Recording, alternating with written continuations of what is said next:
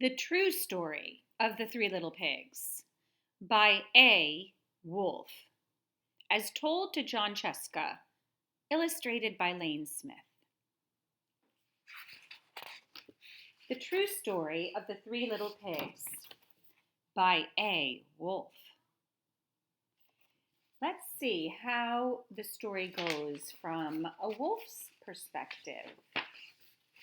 Everybody knows the story of the Three Little Pigs, or at least they think they do. But I'll let you in on a little secret. Nobody knows the real story because nobody has ever heard my side of the story.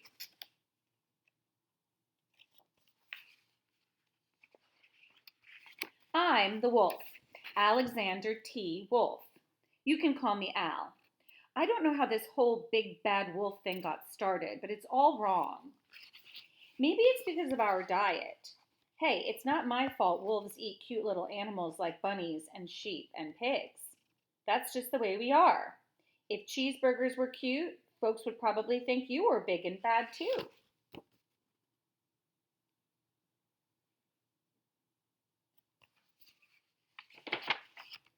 But like I was saying, the whole big bad wolf thing is all wrong.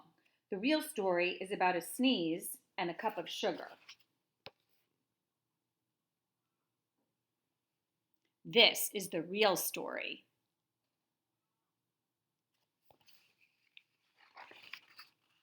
Way back in Once Upon a Time, I was making a birthday cake for my dear old granny.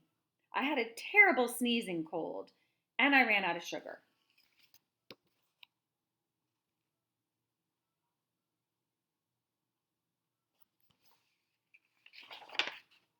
So I walked down the street to ask my neighbor for a cup of sugar. Now, this neighbor was a pig, and he wasn't too bright either. He had built his whole house out of straw. Can you believe it? I mean, who in his right mind would build a house of straw?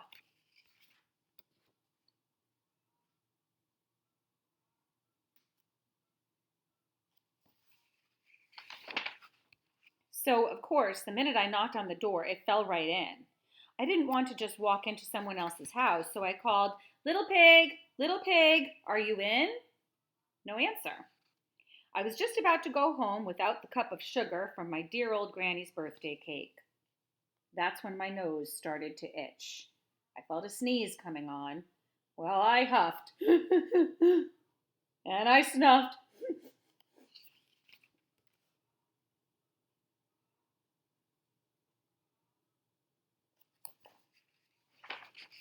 And I sneezed, a great sneeze.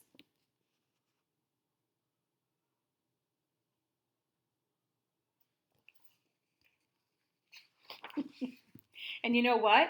That whole straw house fell down. And right in the middle of the pile was the first little pig, dead as a doornail. He had been home the whole time. It seemed a shame to leave a perfectly good ham dinner lying there in the straw, so I ate it up. Think of it as a big cheeseburger just lying there.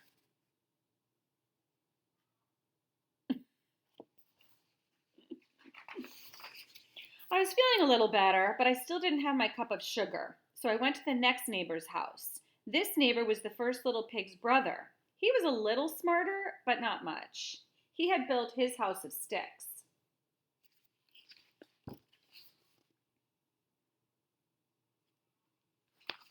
I rang the bell on that stick house. Nobody answered. I called, Mr. Pig. Mr. Pig, are you in? He yelled back, Go away, Wolf. You can't come in. I'm shaving the hairs on my chinny chin chin. It's a little different than the original story, isn't it? I had just grabbed the doorknob when I felt another sneeze coming on. I huffed and I snuffed and I tried to cover my mouth, but I sneezed a great sneeze. And you're not going to believe this, but the guy's house fell down, just like his brother's. When the dust cleared, there was the second little pig, dead as a doornail. Wolf's honor.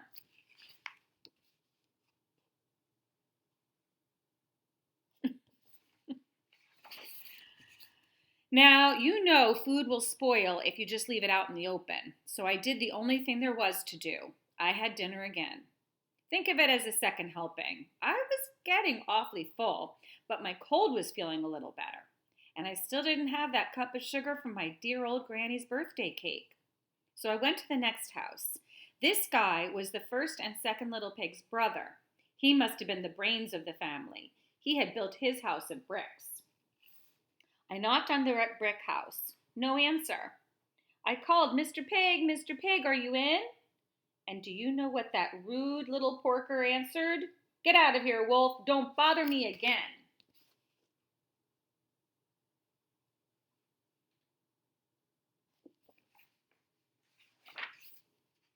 Talk about impolite.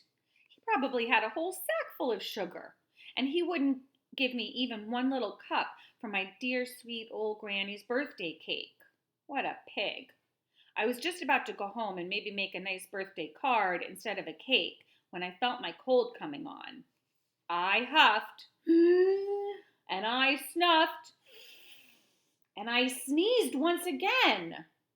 Then the third little pig yelled, and your old granny can sit on a pin.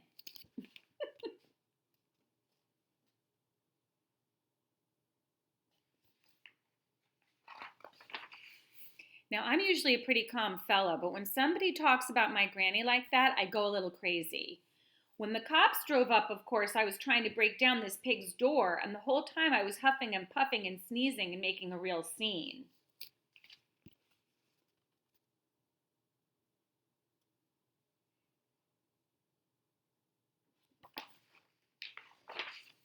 The rest, as they say, is history. Big Bad Wolf. The news reporters found out about the two pigs I had for dinner. They figured a sick guy going to borrow a cup of sugar didn't sound very exciting, so they jazzed up the story with all of that huff and puff and blow your house down, and they made me the Big Bad Wolf. That's it, the real story. I was framed.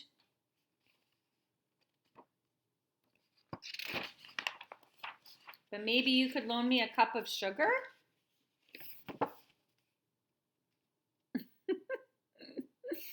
In jail.